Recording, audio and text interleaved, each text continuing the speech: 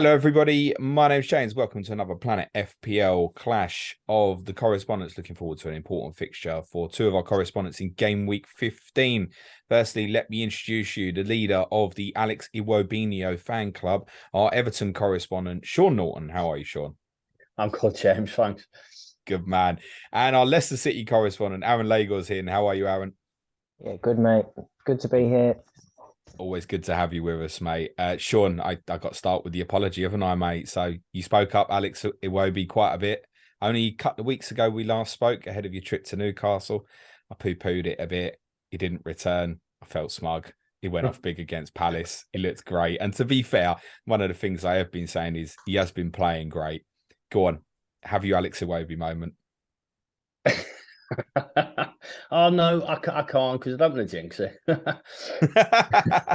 I just want to know, though, Sean, how far has he taken you up the ranking in FPL? Yeah, I didn't get it. But that's why he returned. That's why he returned. Because you didn't get him. You don't. I didn't get him. Do you not have Everton players at all as a thing like that? No. I used to be like that with Spurs, and then we got quite good, and I couldn't keep letting the returns go. But is that a real thing for you? You just won't have Everton players at all? Yeah. I've ever since I got Gylfi Sigurdsson and then stuck with him for a ridiculous amount of time. And then I got rid of him and he immediately started scoring goals left, right, and centre. So no, I'm finished with Everton players. I just won't have them. No, fair enough. Since we last spoke, you've played 3 games, 2 clean sheets in there. Obviously, the defeat at Newcastle, the excellent victory against Crystal Palace, and a 0-0 draw at Fulham on Saturday. We should say we're pre-recording this actually on Sunday night. But that's a decent return for the 3 games, isn't it, Sean? Yeah. More than happy with. Obviously, we played really well against Palace. Didn't really see us scoring 3 goals against anyone really. And the quality of the goals, they were all very good. And to go to Fulham and get a point, we were up against it in the second half. But if you'd have offered me a point before the game, I'd have ripped your hand off for that. What changed in the Palace game? Because some of the goals you scored were great as well. Some real free-flowing football as well. Is it as simple as Calvert-Lewin being back in the team? That obviously helps. But I think it's more to do with the fact it was a Goodison. I mean, for years now, we've been doing these podcasts. Everton are very good at home as a rule, and really poor away. And I don't think that's going to change anytime soon. So when they're at home with the backing of the fans, the players, play well most of the times. They've got that confidence. They do things that they just don't do away from home. Is it fair to say there's a narrative that Everton fans are impatient with attractive style of football? It was one of the comments I heard from a commentator over the weekend, or last week, sorry, in relation to the Anthony Gordon goal, which I think if Mikalenko's shot had gone in, we'd be going, that's a goal of the season contender. But because it ends up as a tap-in off the goalkeeper, people will forget about it, unfortunately. Is that fair that there's a narrative from Everton that people think Everton fans want the ball to go forward as quickly as possible? Yeah, I don't think that's that's not fair. I think we do get sort of stereotyped into wanting direct football. I think it goes back to sort of the years under Roberto Martinez and to a lesser extent Marco Silva, where we played a lot of passing for passing's sake, and it never got anywhere. And the manager spoke about possession stats, but if you've got possession, it's got to lead to something, hasn't it? Otherwise, it's just passing for the sake of passing. And I think fans get nervous because over the years when we've attempted to play football and attempted to evolve, it's invariably blew up in our faces, led to some sort of comical goals going against us, and you just get scarred by it. I mean, if you watch the goal again, there is a big gasp from the fans when the ball's played back to Pickford. And I sort of done it myself because Palace had closed down. There was about 4 players sort of, we can get this. But that's what Everton had sort of worked on and relied on. And then the ball out to Coleman from Pickford. got us out and up the pitch, and you could just tell it was something that they'd worked on in training. And then the manager spoke, and some of the players mentioned that they had worked on it, and it drew them in perfectly and gave us an opportunity to counter on them, which led to a goal. And I think the more the team starts to do that, the more the crowd will, it's an adaptation period. Yeah. This is something that we can get behind, and they will. Does that performance against Palace give you greater hope for more? Because I know you obviously prior, you'd not scored at Newcastle, you'd not scored against Tottenham. You don't overly expect anything in those games, but we always speak about the size of the club, and Everton shouldn't just go to these places and just accept getting beat to 0, for example. But does that give you hope? Because I know you were saying a lot on Twitter still, it's going to be a struggle, it's going to be a bit of a dogfight. Did that performance, even more than the result, open your eyes to there could be something more building? Yeah, you can definitely see the the sort of the fruits of the labour that they're putting in, sort of thing. And I do think when the January window opens, that might take it, to the next level. But I certainly think that where I feared was that we didn't get enough striking options in, enough attacking options in, and we wouldn't score enough goals, and then it'd be a real struggle, and we might be in the bottom 3 when the window opens again, and then it's like deja vu from obviously January last year, where you're very much living on your nerves every week, and I don't think it's going to be like that, but I think it's almost unavoidable that we're going to be in the bottom sort of 7 teams. That, I've sort of said this since pre-season, and the only way we're going to get out of that is through recruitment and recruiting better attacking players. So I'd like to think that will happen in January, but if it didn't, then it is going to be sort of close, because we're averaging just over 1 point a game. So, that's only going to get you sort of 38, 39, 40 points. And I think this season, the way it's shaping up, I just think there's going to be an almighty scramble for probably two places. I think Forest potentially are the only team that might get cut adrift, but that's not a guarantee. Their signings, they might start to gel and they might hit a run of form. But I definitely think there's at least 2 places that the whole bottom half of the table I'll be scrapping to avoid. And I think that's fair to say, the whole bottom half, actually, at the moment, of which you're in there, Aaron. 25 goals conceded is no longer the worst. You've got Bournemouth and Forest have now conceded more than you. And actually, we've seen some real improvements. We spoke a lot. The last time we spoke to you was before you were meant to play Villa, which was obviously postponed. At that point, you were very much wasting time. Brendan Rodgers got to go. We spoke about the importance of the block of 5 fixtures you had, which you picked 10 points up in. Defensively, much better. Okay, you lost 1-0 to Manchester City, but you lost to a worldie. No big chances conceded. First question would be, have you changed your mind about Brendan? It's going down a different path. I mean, I wouldn't say that I am completely changed. He's definitely done a lot in these games that we needed to pick points up in to get the fans back on side. I think some of the results have been good.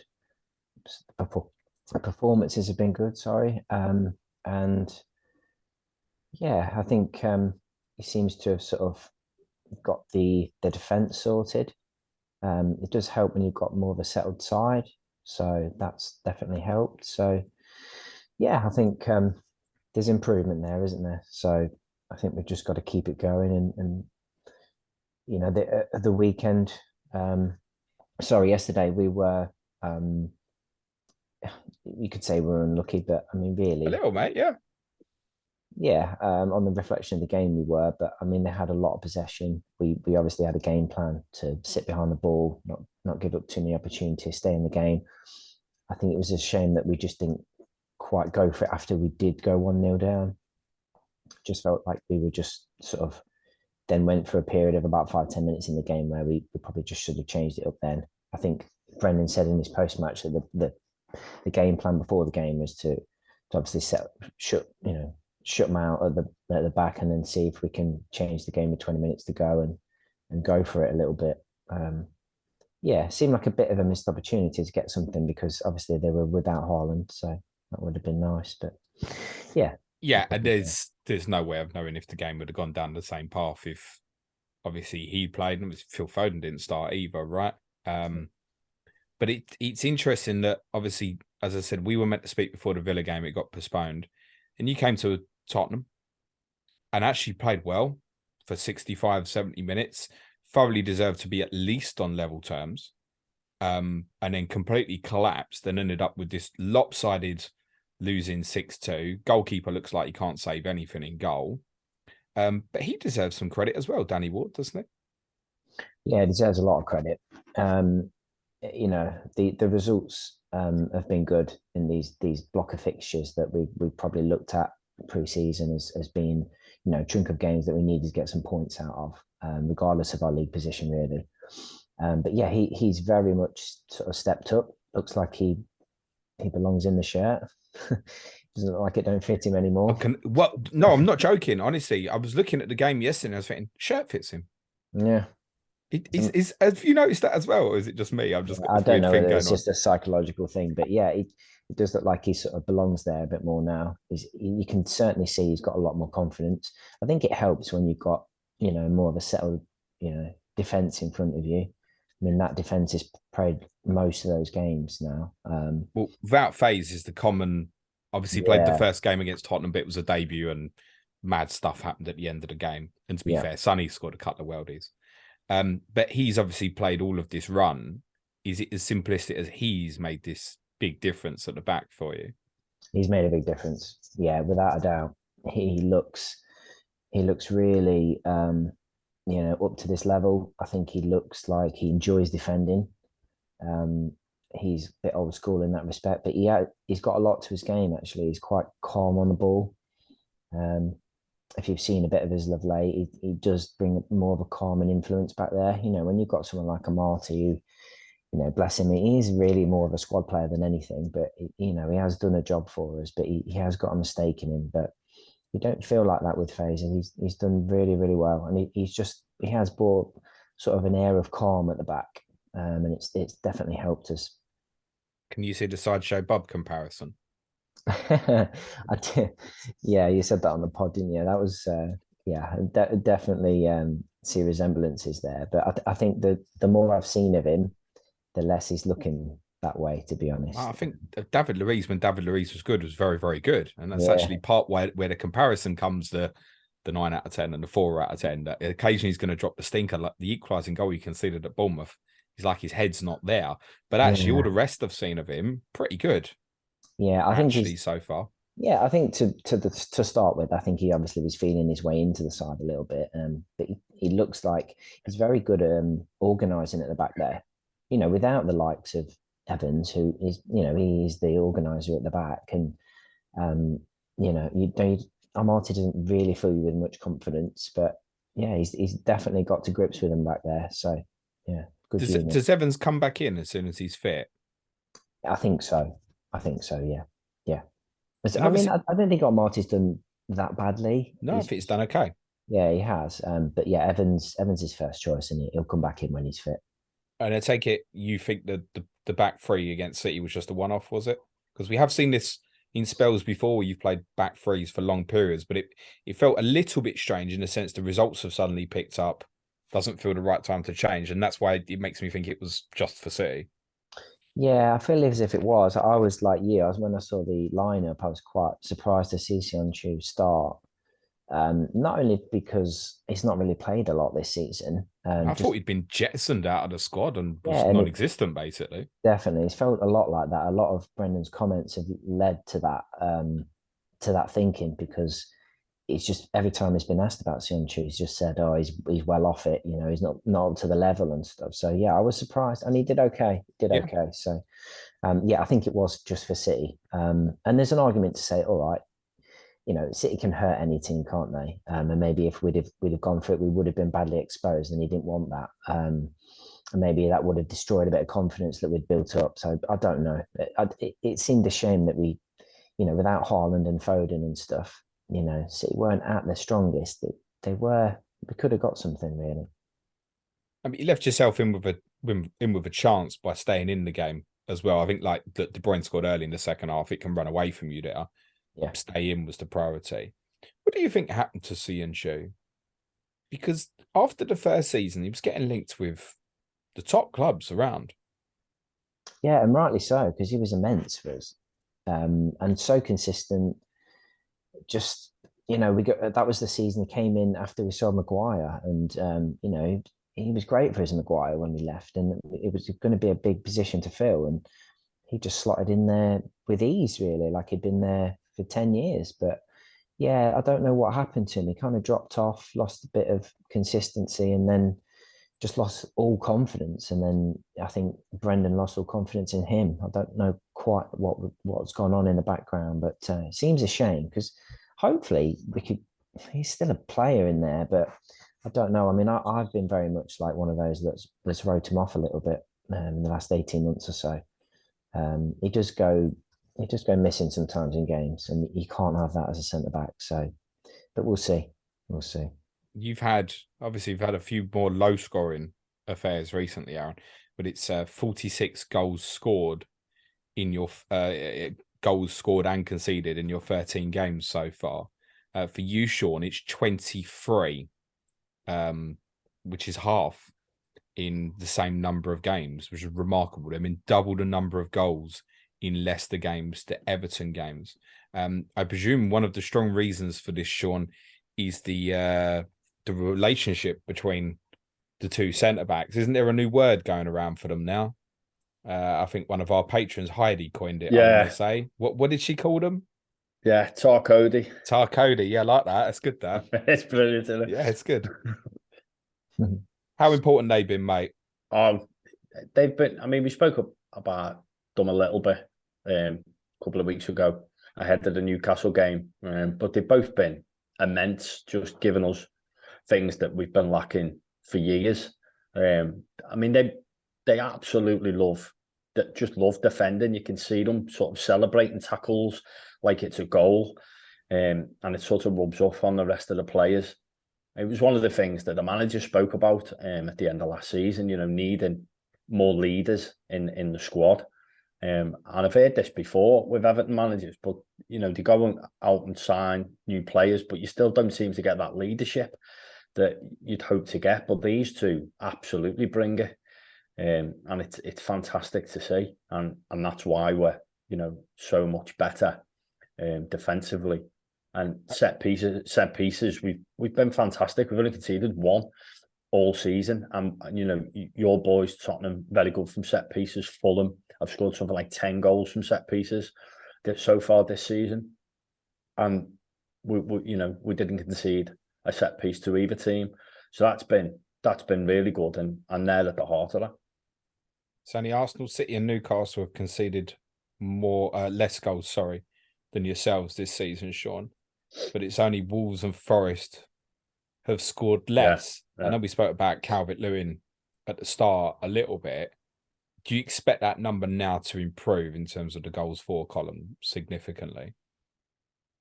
I don't think it'll change too much, to be honest. I'd like to think there might be a slight increase in it, but I think until we get better wide options in, we're always going to struggle away from home. Like I say, Goodison, it's a bit different to Goodison because they noticeably play better.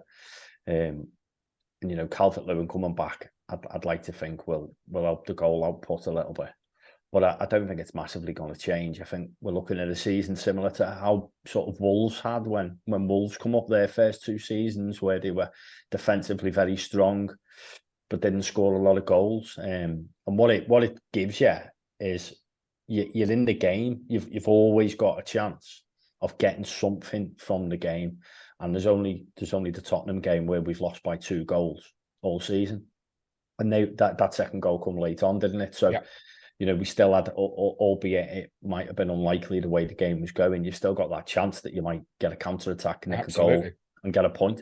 And that's brilliant because, it's progress from last season, and far too often last season, we were out of games with like 30 minutes to go, 20 minutes to go. So every game this season, we've been in it right to the end. Talk to me about them wide options if you can, Sean, because there's a lot of people listening to this will be thinking about buying Calvert-Lewin for these last two, I think, with the likes of obviously Mitrovic playing the two Manchester clubs, for example. Tony's now suspended. A lot of people will be considering Calvert-Lewin. Talk to me about them wide options, because that's one of the concerns, isn't it? That will he get the service? Yeah, I mean, Demarai Gray is very, very, very inconsistent. You know, he had a decent game against Fulham, but he sort of gets in good positions and then he doesn't pick the right ball, or he holds on to it too long and then he loses it. And he never quite lives up to his promise. And, you know, he doesn't seem to be learning from his mistakes. The sort of coaching improvements we've seen for some of the other players don't seem to be seen with Demarai Gray. And then Anthony Gordon's very, you know, he's a young lad, just sort of, he hasn't played many games in the Premier League and he's still finding his feet. So naturally you're going to get, you know, sort of inconsistencies in his performances. So we haven't got any other options really. You know, Dwight McNeil is the only real wide alternative, but because of his lack of pace, you know, don't really see him starting in games away from home. His best attributes are his defensive attributes.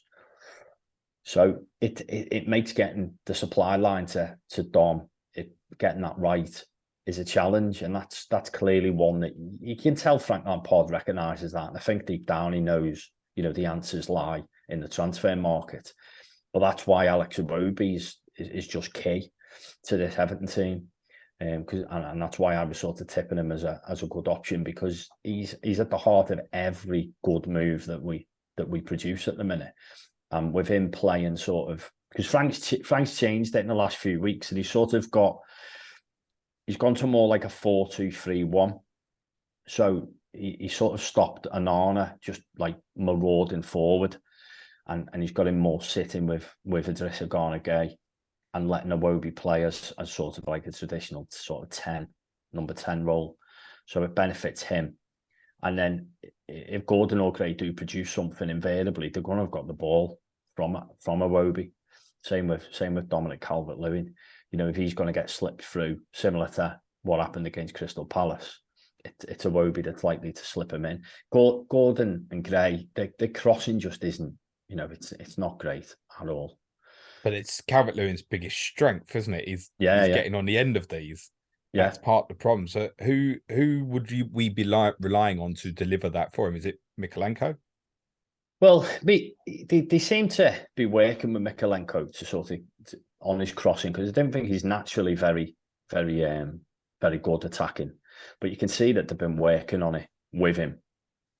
It seems to be very strategic where he puts the ball in from, and certain situations where he just, you know, he won't entertain it, because he's not the type of player that's gonna knock it past the full back and then whipping across. He's more likely to put it in from deep. But with Nathan Patterson back now, Seamus didn't have the best game against Fulham. He's done okay. Well, he's done more than okay while Nathan Patterson's been out. He's done pretty well. But I expect to see Patterson start. Okay. So with him coming back in, I think that's more likely to be, you know, a source of supply for Dom. Patterson would be really interesting for these last two if we knew he was going to play. And I know you're only saying that as a prediction. I think he would be very, very... You'd go to him rather than Coady, for example. I think if you knew he was going to play, wouldn't you? Yeah. From an FPL perspective. Yeah. What's your thoughts, Aaron, on Calvert-Lewin? Is that a player you're concerned about going into the weekend? Yeah, I think it should be. Yeah. And I don't know. I haven't seen a lot of Everton of late, and I don't know. I know he's only just come back, hasn't he? So I don't know how up to speed he is, but you know, a fit firing Calvert-Lewin is a worry for any defence, really. So yeah, he's definitely something we should be concerned about. He might be someone I buy this week, because I've got a Ivan Toney problem in my team. So I've got the money possibly to go up. What is he, 7.9 now? He is, yeah. Yeah. So I think that the price is almost, because it's only 2 game weeks, the price is almost irrelevant, isn't it? Either you can afford him or you can't. Like, I'm in a position I can't. So, but there'll be other people who obviously can. How would you, Sean, rate him against, say, Schumacher, for example? People might be thinking about who Leicester also play in game week 16. I think that's it's a toss of a coin for me, because I don't think either team are likely to score many goals. West Ham's been very similar to ourselves actually so far this season. Defensively they're pretty solid, but they seem to be struggling to put the ball in the back of the net. So I think with those two, it's just a flip of a coin. I mean, West Ham have got 2 home games, haven't they? So I'd probably favour Schumacher because of that. I mean, our game with Bournemouth, I don't see us scoring. I don't see us scoring more than maybe 1 goal. And the same with Leicester. Leicester have been really good lately. I think they've kept 4 clean sheets out of 6. I mean, I just don't see it being a goal of a game of many goals. So I think everyone will flock to Wilson this week, and rightly so. Yeah, I was just ignoring Wilson because I ignored him this week, and that wasn't the original plan. But there you go. That's you can listen back to the main podcast for that one. Dominic Calvert-Lewin has played 9 games against Leicester in his career, scored none. Oh, he's due then. Yeah, that's the right answer, Aaron. That is the right answer. He's absolutely due. Not all of them 9 games against Brendan Rodgers teams, it should be said. But yeah, part of the reason for having you back on, obviously, Sean, is I think we knew we'd get to this point and people would look and ask, I know people want you Patterson or Coady. I think at the moment, because we can't be sure that Patterson plays, again, if you want an Everton defensive, if we just remove Pickford just for the moment, if you want to you probably don't want to make a goal. Well, actually, Kepa to Pickford, we might come back to and discuss. But if you want a defensive player, you probably, if you can afford Coady, you go Coady rather than Patterson, don't you? Yeah, I think it's pretty. I think Patterson's pretty nailed to play. To be honest, Cody's going to play, mate. But if you don't, I mean, if it was me personally, I'd get Patterson because I think you've just got that extra chance of getting an attack in return. I mean, we've been defensively good at set pieces, but offensively we're crap. We just don't deliver a good corner. So the chances of getting a return off Coady are actually less than I would have liked, because I spoke about Coady a couple of weeks ago, and I had that he was my tip, him and Iwobi, but with Patterson now coming back, I think it'd be Patterson and Iwobi would be the 2 that I'd be considering. I don't think we're in any question that Patterson is going to be first choice again. We just can't be sure that it will be this weekend, I think. But I'm not going to tell you no, Sean, because I don't need the bite back again. To tell you what, I'll ask Aaron, interesting, a dilemma for you, Aaron. Who's your FPL goalkeepers at the moment? Kepa. And? Ward. That's what I was hoping you was going to say. So what are you going to do? Probably just play Danny Ward. Is that it, or would you consider Pickford? Well, I'm regretting not going Pickford on wildcard now, because I wildcarded 13, and the swing, and that's massive, isn't it? But yeah, and now I've got a problem. Now. But yeah, and I think even Ward's outscored Kepa as well. But yeah, these are the things. Anyway, yeah, I'd seem silly to make a goalkeeper transfer now. Anyway, it's not. It depends, though, doesn't it? If you're happy with the rest of your 10, if that's what improves your 11 best, I don't think I'm going to be in that luxury position. I've got an Ivan Toney problem. I've got a Saka problem, potentially. We don't know. Yeah. Yeah. So I might have other fires to put out. But yeah, if I didn't have, then possibly, yes, I could go to Pickford. But like Sean says, it'd probably be a tight game, but I'd still fancy us to get a goal. So yeah, it's probably the points have gone now for me, unfortunately. Sean, what would be your take on that? I think it's particularly for people who've got Kepa, isn't it? Probably will be looking at Pickford as from a financial position and the last 2 fixtures and think there's a possibility of something here. Got 11 at Fulham. Yeah, and I don't think too many people would have predicted that we'd keep a clean sheet of Fulham either. Even though we've been good defensively, they've scored something like 22 goals. I mean, and especially at home, they've been really good. So I'd have picked him over Ward, though, playing Man City. Well, yeah, you would there.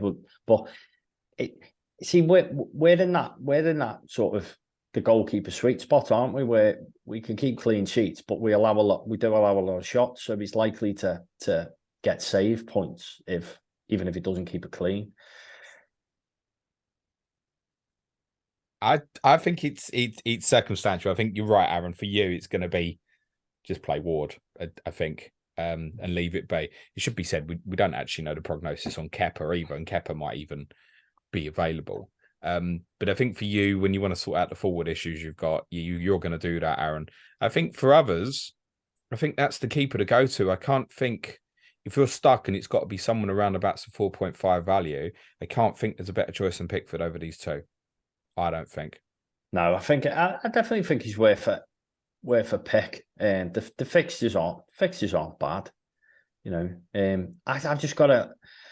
It's sort of like a statistical thing. I mean, we've kept back-to-back clean sheets, so it won't be free. Psychological. I hear you. Yeah. So I think, well, we're almost guaranteed to concede a goal somehow. That is, Sean, the mind of a football fan, and I completely understand that. If you had both, anyway, who would you start this weekend, Aaron? What, Ward and Pickford? Yeah, who would you start? Probably Pickford. Sean? Just negative bias against my team, that's all. Yeah, I'd say I'd start Ward. Yeah, but you're saying that because of the fan in you, I think. Yeah, not only would I start Ward, I am starting Ward. I've got him, and I will play him. Who's your other keeper? And I hope he concedes about 5. But yeah, we know. Who's your other keeper? Fabianski. So you'll pick Ward because it's against Everton, because you don't want the psychological clean sheet sitting on the bench rather than Fabianski at home to Palace. Yeah. Okay. That's how my. No. I do you know what? I understand it. I get it, mate. Aaron, I want to ask you about James Maddison, who this booking against Leeds was, I think, one of the, and I owned him. I owned him as well. One of the best moments of the FPL season so far. That a minus, well, not one minus 1 pointer, but the fact he got booked had obviously cost him the point. But it costs so much more for so many people. It's flying around everywhere because your best player decided to take a dive in the box. Firstly, the dive, and how do you feel about that? Because we've all got players that do it, but what's your reaction to that? Is your reaction he's doing everything to try and win the game in the last minute, or do you just think, you idiot? A bit of both, really. I mean, he is trying to win the game for us, but it was such a blatant dive. It was a bit embarrassing, really, wasn't it? And yes, it was very painful as someone who also owned him. So yeah, I think he messed up a lot of plans there, didn't he? I was going to captain him against Leeds. Yeah, and you know what? It wouldn't have been a bad shout. You know, it was one of those games as well that. We rode our luck in the early parts of that game, but then it could have been anything, really. We took the foot off the gas in the second half and just sort of saw the game out, really. But yeah, it was very disappointing, wasn't it? As Sean knows, beating Leeds at home isn't for everybody. But then, obviously, did you own him at the point, Aaron? I'm going to guess.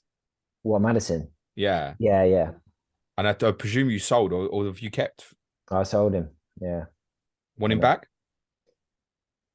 Yeah. I mean, if Saka's out, and again, we're recording early, we don't know, but does he come in consideration for you as a Saka replacement? Yeah, without a doubt. I mean, the only other thing is it could go to Bowen with his 2 home games. Yeah, but I don't know. West Ham haven't looked great, have they? So no, and I don't think he has. Like, I had the returns against Wolves and stuff, but he's not been. In the Bournemouth game, he wasn't overly involved on that Monday night game. Yes, it's 2 home games. 83% of his Premier League goals are at home. But I almost feel like I could look at James Maddison now and know there'll be something in those 2 games, even though it's on paper it's harder as it's 2 away games. Everton's strong defensively, and West Ham are pretty strong defensively as well. They've only conceded 1 more than yourselves, Sean. But I feel like I know that Maddison will get something in there. Yeah, and he's not going to the World Cup, is he? So all his eggs are in this. Are you sure? Basket. Has he got no chance? No chance now, has he? I don't think. I don't think so. No, unfortunately, I mean, I think it's shocking that he's not even been included at all. But he's been so consistent, and like we spoke about in the past, in past pods and stuff, he has gone up another level, and he's had injuries and stuff as well, and his numbers are there, aren't they? You can't knock it really, but Southgate doesn't fancy him, does he, or doesn't see that he fits in to what he's trying to do, which is a shame. This week for everybody looks tough in terms of clean sheets, other than City at home to Fulham, and Fulham are what, 5th highest scorers in the league or something. Clean sheets against Fulham's not for everyone, right, Sean? As you will know again, right? But you would fancy City for a clean sheet, I think, more than everybody else. But it's tough looking around this week. If you were a Castagne owner, Sean, play him in most cases, do you think? Because of the potential attacking threat. And I part say that because obviously the way Maddison plays allows him to bomb on so much. Castagna, mad. It depends what your other options Did are. I say Sean? I really should have said Aaron, shouldn't I? Sorry. Go on, Sean, answer it first. Go on, Sean, you answer it. Yeah. We're here now. You might as well carry on. Why is that? I was checking to see if you'd frozen Aaron, and Sean's gone, I'll speak up. I'll step in. Yeah. Go on, Sean. Yeah, you answer it. Sod it. I think if you've got Castagna, you've got to play. You've got to play him, haven't you? Because we are invariably blunt when you look at our numbers. So I think you play him. Aaron? He can always get an attack in return, even if we score anyway, can't he? Yeah. I mean, we don't concede shed loads of goals, but he gets in really attacking positions, and all it takes is a cut back to Vardy, and he sticks it in the net. Yeah, he's looked good, Castagna, and he's the one out of the two fullbacks that you want to go for. I know there's a few people on Slack asking me about them a few weeks ago. Which one would you go for? And I said neither, actually. But I don't think he was incorrect at the time, mate. No, not. But pushed at the time, it would have been Castagna because he was the one that was the more attacking out of the two. Justin's the one that tends to maybe tuck in or at least drop into a back three if they want to change shape. So, yeah, Castagna's the one that you would have wanted, and clearly it's worked out that way. And you want to play him, I think, because we do look likely to maybe get a goal. Those goals in those games, we've been a contributor to a lot of those, haven't we? So, yeah, I think if you've got him, you're probably playing. I think we'd agree. We'd probably pick Pickford over Ward, but would we pick Castagna over Coady? Aaron? I think I would, yeah. Yeah. Sean is nodding. Yeah. As well. Just because we could concede, but then an attack in return for Castagna is not out of the question, is it? Yeah. Yeah. Aaron, has Yuri Tielemans been playing better lately? Yeah, a lot better. Yeah, that's what I think as well. Yeah, he's looked really on it, actually. I was at the Leeds game and he ran the show. Yeah, he's looked really, really on it.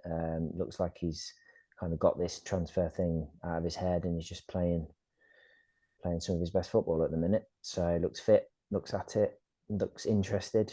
So yeah, positive. Is he the pen taker if Vardy's not on the pitch? Oh yeah, without a doubt. Yeah. Consideration with that in mind or not? Not really. I mean, he's going to play, isn't he? But I think you would expect more. I mean, you got to look at the likes of Almiron at the moment. Who's a lot cheaper. Yeah, no, I can't argue. Yeah, I don't think you go there. That's that. To be honest, Miguel Almiron has saved me from massive burns about Alex Iwobi, I think, to be totally honest, as well. Just while we're mentioning penalties, Sean, I take it Calvert-Lewin would be the take. But he did miss one in January, didn't he? Yeah. I think Dom will take him if he wasn't on the pitch. We never get him, so it doesn't matter. Don't start that. That's another podcast. Neil Maupay. Is it just wrong player, wrong club? Just not suit at the moment.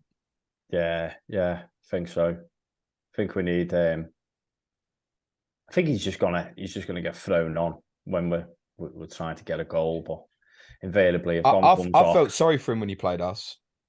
Yeah, I just felt the disconnect away from him was tough. Where he's playing kind of like a lone kind of target man role. It just doesn't suit him. No, it doesn't suit him, does it? No, so I can understand why Calvert-Lewin's obviously, I'd say, been rushed in. I don't suppose he has. I guess No, everyone's yeah, taken their time with him, actually, I should imagine. I was very surprised when he was in the lineup against Newcastle, though, because Lampard's comments had said he won't start till we know he's right. And then suddenly he was in the team, so I guess he was right. yeah, and he's had sort of three starts, you know, back to back. But he has sort of withdrawn him, you know, sort of 20 minutes from the end. Yeah, and I think most of the times, and you know, he did his first game back. He was on the bench and he come on. So they have definitely been careful with him. But the good thing is he looks in good nick, and I think, you know, obviously with each game he plays, he's getting that bit more match fitness, you know, in him, and the Leicester game and the Bournemouth games have probably come at a really good time because he'll start and he's chomping at the bit to try to get, you know, in the England team. So I think there's a few players in the league that you can say that for. You know, Maddison is another one. Callum Wilson is another one. That I don't think you can go wrong by having a dabble with these players because they are absolutely going to be motivated. Do you think Calvert-Lewin's got a chance of going to the World Cup? No, I don't. One benefit of him is the manager knows him well. And I think he had got to the point probably when kind of COVID hit where I think he was first choice backup for Kane, and comfortably so, wasn't he? Yeah. I just think the injuries have cost him. And I think the likes of Ivan Toney and Callum Wilson have just sort of nudged ahead of him. And I think, you know, either of them would be really hard done by if Dom got in ahead of them. But Galif does like sort of players he trusts, doesn't he? Yeah, I think it'd be between Tony and Abraham or both. I think. But I think, honest, if that's what he knows lately. Yeah, yeah. I think Dom will probably just miss out. Aaron, Jamie Vardy. Bar telling Wolves fans they smell. What has he done this season, mate? He's drank Red Bull on the side. I'm gonna get so much slick on the wall slack, so much stick on the wall slack for that. Yeah, he downed a kind of Red Bull, didn't he, before he went on as well? No, but he always Red Bull and port, isn't it? Isn't that his pre-match routine? I didn't see the port. But I think so. Yeah, I don't say you sit on the sides of the pitch and have a smell of port. It's back in the changing room. I think Aaron, the Red Bull on the touchline, I think he'll get away with.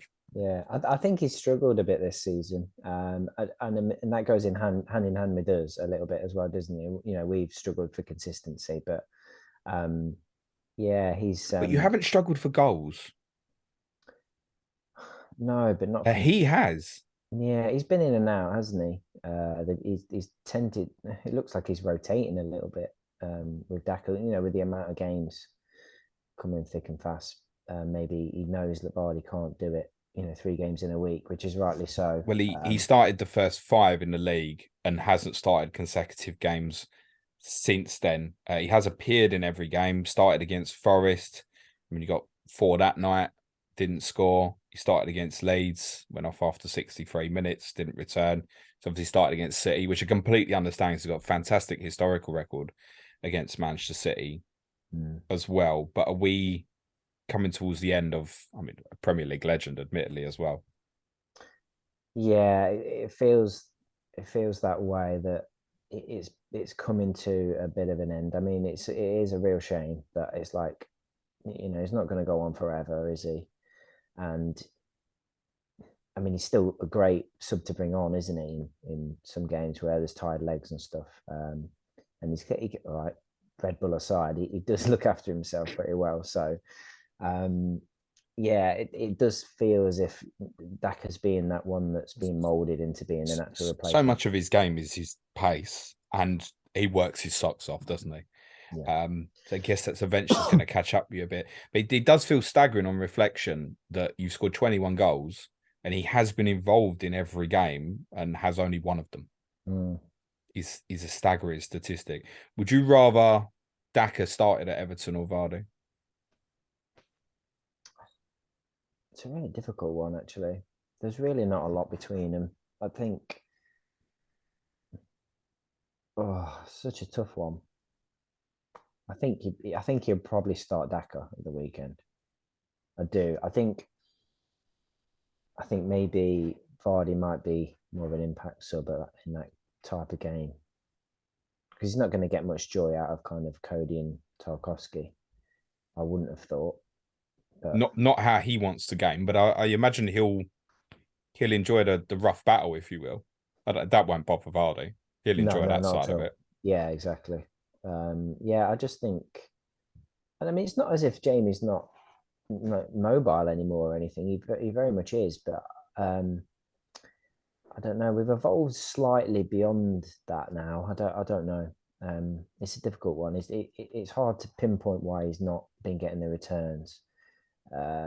He does go games, doesn't he, where he doesn't really touch the ball a lot, but then I mean it proves, I think that's always been the case. Yeah, exactly. And I mean, you've only got to look at Holland. You don't have to touch the ball a lot, do you, to stick the ball in the onion bag? He only needs to touch it once most of the time. Yeah, exactly. So or twice if he needs to control it first. Yeah. I think maybe Daka will get the nod at the weekend. He's not particularly done anything wrong, Daka. Yeah, I think, to be honest, your answer's spot on in the sense that's how I see it. I think the minutes tell us that Rodgers is using him that way now as a rotational as well. And I think when he wants to head for experience still, he probably may still be Vardy. And my instinct is that he may get the nod. They part mention it as well because I guess Daka's name will come up as interest for people as well, Aaron, for FPL managers. If people want to be punty, is that something you'd advise for or against? Not exactly. I mean, it is very punty still because one, you don't know if he's going to start, do you? All right, he will get some minutes, I guess, at the end of the game if Vardy does start. But yeah, I think with this short window, I think you want to just take a punt on players that you know are going to play 180 minutes, aren't you, really? Yeah, I think so. I think even at this late stage, even in spite of fixtures, I think probably Solanke, Edouard and Awani will probably all be better at similar prices at the moment. Just quickly, Sean, who would you rather Everton played against, Vardy or Daka? I think I'd rather have Daka, because you don't want Vardy to do the celebration in front of the Gladys Street. Vardy's got like he's another one of the strikers that always seems to score against us. But I don't know, I'd be pretty petrified about Vardy coming off the bench with sort of half an hour to go, because he can still move, like, and I think that's. I was going to say I think this is the sort of style of striker that will, Coady and Tarkowski won't want to play against them because they can, run in behind. Tielemans and Maddison can pick these boys out with a pass, and saw it with Ronaldo where he got in the sort of left half space and Iwobi fought that goal, just saying. Well, yeah, all right. He gave the ball away, didn't he? But it's been great, mate. Honestly, he's been great. It was pretty high up the pitch when he lost it. But I mean, Coady managed to get back. Pickford had already come rushing out. Yeah, Pickford made the biggest error of all. Actually, yeah. It's like that's a type of, I can see like that's, I think, the best way for Leicester to get in, sort of turning the ball over and then releasing Daka or Vardy. But I'll probably be worried whoever starts and whoever comes off the bench. That's the fan in you again. Before we let you go, guys, Sean, I want to ask you about Bramley Moore because it looks like it's going up quick. What's the planned opening for the stadium? Yeah, season after next. So 24. Yeah. So it's how do you feel about that? I don't. It's great to have a new stadium coming and all the things that brand new stadiums bring, but I'm just gonna be all sort of 80% of me sort of focus is just on that we won't play Goodison anymore, and it's horrible. Yeah. I've experienced it, mate. I get it. It's very mixed emotions. It's just I can't really wrap my head around sort of going a game and it not being a Goodison. But it is a very, very impressive new stadium. It's going up quick. I've seen quite a number of the videos. Yeah, it's great. I've no idea how they're going to get people in and out because the area where it is. It is on the dock, isn't it? Literally. Yeah. There really is not a lot of space. I've been down there a couple of times. Took the little fella to have a look, and I can only see it being absolute carnage on match days. But I think West Ham have a similar issue, don't they? Getting people in and out of their stadium. I think West Ham's. Yeah, I think it's very security orientated around West Ham for understandable reasons where it is and stuff as well. I think these modern stadiums tend to deal with it. Sean, you just crack on with it. I mean, the streets are narrow around Goodison and stuff, aren't they? Anyway, so yeah, I think people will just get on with it. Yours will be like it was for me, mate. It's the character of the old place you can't replace. No. But it's very exciting times for Everton, and it's a step that the football club has to take, actually. I imagine you'll have an unbelievable home season next season, by the way, if it's anything like what I had. And Aaron, money, we may not speak to you before that transfer window opens. Do you think the club will invest in the window? I think they need to. I don't know whether they will, though. I mean, they need to move a lot out, and I think they've obviously got the head of recruitment in now that came in from Southampton, Glover, I think it is, isn't it? So that I don't think that helps things in the summer particularly, but now he's in, hopefully things can sort of, people can be moved out so we can get people in. I think that's the biggest problem we've got. It's still there from pre-season, so unless that happens, then if no one goes out the door, no one will come in. Well, that's a follow-up question. Do you think the likes of Maddison and Tielemans will stay? Am I right in saying Tielemans' contract is up at the end of the season? Yeah. I mean, I really hope so. It just depends on how desperate they are for the cash. It might be dependent on what happens in the next few games as well. Like if you win 4 of the next 6, for example, and you pull yourself well clear, if somebody suddenly puts 25 million on the table for Tielemans when we know it sounds like the money's quite tight, and they go 25 million, what can we do with the next 4 months anyway? They might take it. Yeah. And I wouldn't blame them. I wouldn't blame them either if they were to do that. But I mean, you've only got to look at these winning games that we've had good results in, and we're still in the bottom 3. So it's I know it's tight down there. This is why we said how important those 5 games were, mate. Yeah, exactly. But I'll repeat what I said to you before. I don't think anyone truly thinks that Leicester will go down. No, and I think that maybe the fact that we've now shored it up a little bit more at the back, and we look like we can always score goals, and that is a big plus. I think some of the sides down there, like your likes of Wolves, who are really struggling to score goals. I mean, they're in a bit of a desperate situation. It doesn't feel like that with us, really. You've scored more goals than Manchester United, more goals than Chelsea, more goals than Brighton. 2 less than Liverpool, 1 less than Fulham. You've only scored 3 less than Newcastle. I mean, must make you feel sick with the way you defend sometimes, actually, mate. Yeah. So absolutely. I think you're moving away from the stage where you might be beyond having to score 3 goals to win a game of football, maybe, mate. Hallelujah. I wish you both the very best of luck. Let's do predictions before we let you go for the weekend game, which is the 5:30 on Saturday. So I look forward to watching it. Sean, over to you, mate. I'll go for 1-1. Is that the fan or is that the genuine prediction? Which one is it? No, that is a genuine prediction. Yeah. Aaron? Yeah, I think that's what I initially thought. Score draw. 1 or 2 all at most, I think. I'm going to give you the edge, actually, Sean. I'm going to go 2-1 to Everton. It's still a very, very tough place to go to get a result, and I think it's probably a coin flip. And if the game was at Leicester, I'd probably predict it the other way around, to be totally honest. But yeah, I'll give you the benefit for this one. I think, Sean, the 2-1. Aaron with the 5 games. We obviously spoke with yourself, Sean, about the importance of these 4 games for you. So if you can take another 4 from these 2, that'd be great. Yeah, and to be honest, there's every beat Leicester, you'll go to Bournemouth and think you can win as well. That 6 is possible there. 6 is possible. And just interesting, just looking at the fixtures after the World Cup, you got Man City in game week 18 away, Sean, which is obviously not clever, but of the first 4 fixtures, 3 of them are at home. Wolves, Brighton, Southampton. There's possibly more clean sheets in there, isn't there? On the other side, I think looking at your assets, Aaron, might be a bit more difficult because Newcastle and Liverpool are the first 2. And then there's Fulham Forest, but we'll all still have Danny Ward, won't we? Yeah, why not? Absolutely, mate. Absolutely. Look, I might even look for someone who's got shit fixtures when you play Fulham and Forest, mate. Brilliant, guys. Thanks so much. Sean, where can everyone follow you on the Bird app, mate? At Spirit_Blues. And yourself, Aaron? At Aaron Lagor.